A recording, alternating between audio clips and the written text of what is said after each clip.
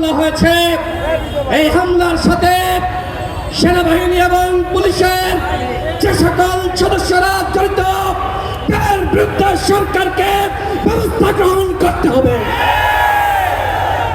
আমরা পুরো সেনাবাহিনী এবং পুলিশ বাহিনীকে দোষারোপ করছি না, কিন্তু সাংবাদিক সম্মেলন চলা অবস্থায় যারা আমাদের উপর হামলা করেছে তারা কোনোভাবেই সেনাবাহিনী এবং পুলিশ বাহিনীর সদস্য হতে পারে না।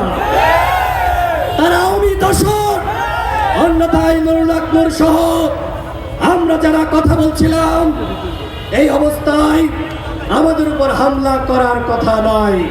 সুতরাং সেনাপ্রধানকে বলবো, পুলিশ প্রধানকে বলবো, যারা এই ঘটনায় জড়িত তাদেরকে চিহ্নিত করে অবশ্যই তাদের বিরুদ্ধে ব্যবস্থা নিতে হবে, অন্যথায় আপনারা এই দায় এড়াতে পারবেন না।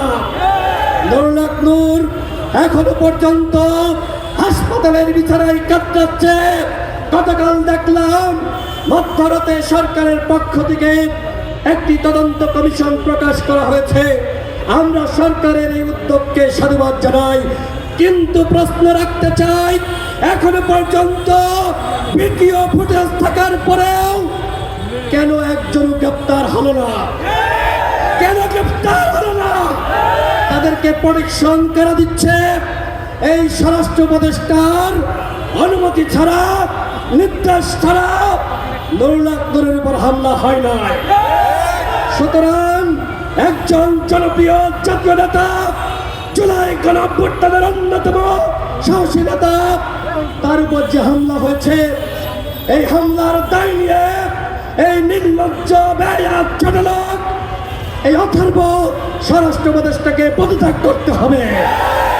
এইরকম স্বরাষ্ট্র উপদেষ্টা বিপ্লব পরবর্তী সময়ে একটি অন্তর্বর্তীকালীন সরকারের উপদেষ্টা হতে পারে না।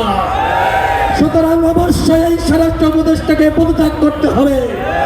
যদি এই স্বরাষ্ট্র উপদেষ্টা পদত্যাগ না করে এই জাতীয় নেতৃবৃন্দ, হাসিনা বিরোধী শক্তি, আমরা যারা এখানে এই সংহতি সমাবেশে হাজির হয়েছি সবাইকে সাথে নিয়ে সচিবালয় ঘেরাও করা হবে এবং টেনে এসে এই স্বরাষ্ট্র উপদেষ্টাকে তার গতি থেকে নামানো হবে।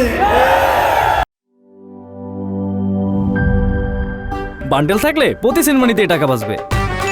বিকাশ সেনমানি বান্ডিল কিনে জিতুন প্রতি লেনদেনে।